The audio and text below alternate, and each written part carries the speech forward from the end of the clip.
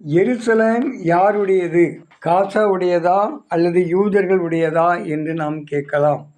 இதில் யார் வந்தேரிகள், யார் பூர்வீக குடிகள் என்று கேட்கலாம். ஆனால் பொதுவாக இந்த உலகத்தில் எல்லோரும் வந்தேரிகள் தான்.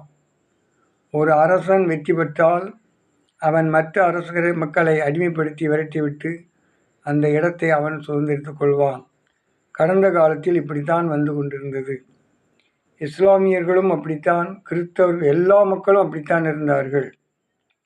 ஆனால் கடைசியாக யாருக்கு, எந்த அரசனுக்கு அந்த நிலம் இருந்ததோ அவனே மற்றவர்களுக்கு பட்டா அளிப்பதற்கு உரிமை பெற்றவனாக இருப்பான். கடைசியாக பிரிட்டன் கீழே இஸ்ரேல் வந்தது. ஆகவே அந்த பிரிட்டன் கீழே இருக்கக்கூடிய அந்த நிலத்தை பிரிட்டிஷ்காரன் கடைசியாக யாருக்கு கொடுத்தானோ அவர்களுக்கே அது சொந்தமாகும். ஆகவே அந்த நிலம் பிரிட்டிஷாருடையது. இப்பொழுது அது யூதர்களுக்கு கொடுத்தபடினால் யூதர்களுடையது. லைக் பண்ணுங்க, ஷேர் பண்ணுங்க, சப்ஸ்கிரைப் பண்ணுங்க.